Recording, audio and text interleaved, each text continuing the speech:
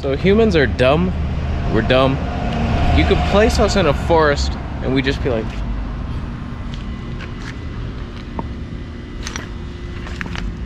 It's a cactus. I would be dead within 3 minutes. That's all I know for sure. But we're just so dumb. There's no other species on the planet that needs to read a book and then decide if that book is right on what to eat. You're lying. You don't have a spirit. And there's so much misinformation on purpose out there that it's pretty much just trial and error.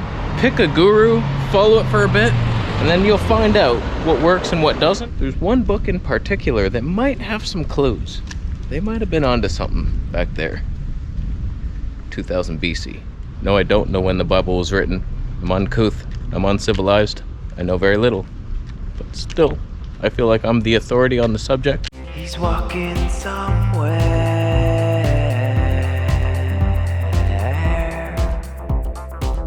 So I'm not religious. I haven't read the Bible. I've just read some key principles. I was gonna read it until I discovered it was like 80 books or something. I was like, where do I even start? Which one was written by God?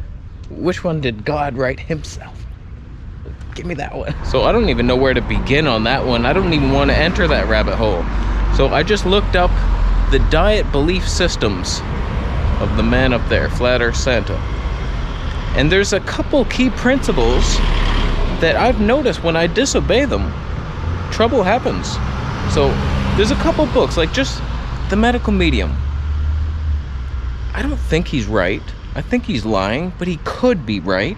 And so why eat eggs if you can have beef? Like, what's the difference? There's no nutrient in eggs. There's no reason to have it. Unless you love scrambled eggs, you scramble-ass mind bitch. If you're battling a chronic disease, there's a chance, a small chance, that eggs could throw you off that path to health. So, like, why take the chance?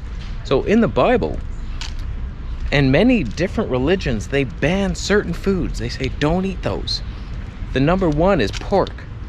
Now let me tell you a story. When I did that carnivore diet for 11 months, carnivore, not even close to carnivore enough, even though it was nothing but meat for the first couple months, then I tried a little bit of olive oil. You were never caught. I have never thrown up more in my life on that diet. I kept getting sick at least once a month, probably twice. I would just get to a point where I'm eating my one meal a day. I ate too much. And eventually by midnight, I'm like, yeah, it's gonna happen again. I'm gonna toss this up. Now looking back at it, I just thought, because I'm used to this fruitarian mindset where you buy like 3 cases of mangoes and a watermelon, you bring it all back, you buy as much as possible so it lasts. So I was doing that in Chiang Mai with the meats. I would buy a bunch and I'd leave it in the fridge, and I didn't realize that it just goes bad very quickly. And if you cook it, forget about it. You can let it rot and eat it raw, no problem. We all remember the 2-week chicken in the Thailand cupboard. I think that apartment still smells like that, most likely. I would come in, what a disgusting apartment that was for a month. Rotten chicken in the cupboard, the sun blasting all day. That was a nightmare. But something happens when you cook it. There's bad bacteria on it. They're fine if you let them live. Chew them, they don't mind. You cook them? Forget your life. Just, okay, revenge time. So anyways, looking back at all the times I got sick, like 95% were because of pork. Just those pork bellies. Even back in Toronto, it kept happening with the pork tongues. Every single time, there's something in pork that just done. You're done for. I've eaten 2-week rotten chicken. Fine. I've eaten the most disgusting things. High liver. It didn't wave back. But almost every single time I ate pork, I was done. Clean pork too. Like in Thailand, I was getting all the no antibiotics, happy pork. There was a smiling picture of a pig on the package. That's proven by science. Happy pigs. And when I got back, it was all organic. Sickness. And in the Bible, they say pigs are unclean to you. They don't sweat.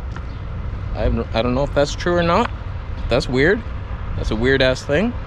They're too close to human beings for my liking. They're pink. There's humans walking around right now with pig organs in their body. That's how similar we are. Some with a pig heart. I wouldn't mind a pig heart. I wouldn't mind a pig colon. Right about now, it's not in the cards. So pigs are freaks, and they roll around in their own shit, and they like it. They prefer it. You're gonna eat that. You can't just rinse off a pig who's rolled around in poo. You could, but will you? So pork is banned for many reasons, and rightfully so, I say. I don't feel well on it at all. It's a freak meat. Just steer clear of it. And that brings us to shellfish. The only time I got food poisoning, no matter how questionable the Thai raw chicken was in the markets, the flies were swarming over, and I bring it home not even rinsing it off, and then I would eat fine. I'm scared to death to eat that raw, but I'm gonna do it. Look at all this stuff. This is so gross. I fully admit it. It's gross. Oh my god. I take one bag of frozen mussels, pour them out, eat them, dead. You remember the nightmares. You have no idea. You have no idea what it's like.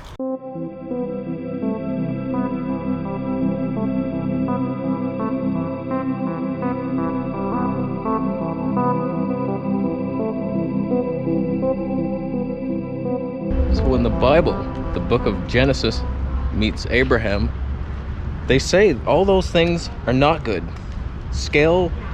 Fish with scales on them only. Only eat those. But there's the bottom feeder catfish and shit. They're slimy, they feed off muck. Freaking muck. And the crustaceans, the lobsters, they're bottom feeders. Heavy metals fall because they're heavy. And then the lobsters are like, oh, lunch. And then they're full of contamination. So be careful. Be careful out there. You're gonna pick oysters?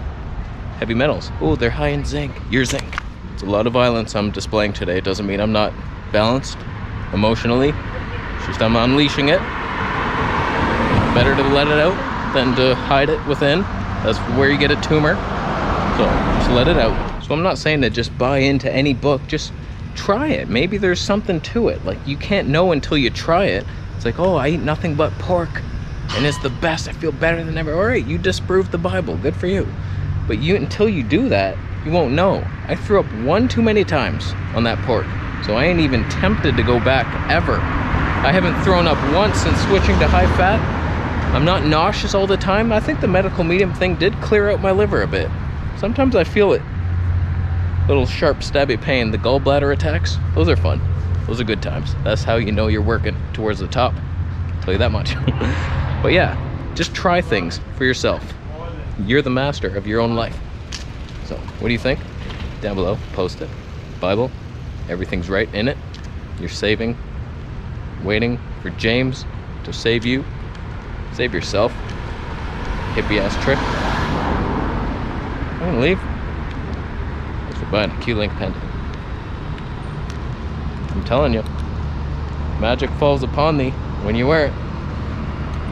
There's people, they have the mask of the covenant. Send them love. Don't worry that they're sheeple freaks. We're getting back to normal somewhat. I'm going to Value Village. Hopefully it's open. That'll be the first time. I need a bookshelf and a frying pan. I hope they have a glass one. I love how they explode. I'm gonna leave. Thanks for watching. Thumbs up if you liked the video. Thumbs down if you're eating the lobster diet. We're loud trucks.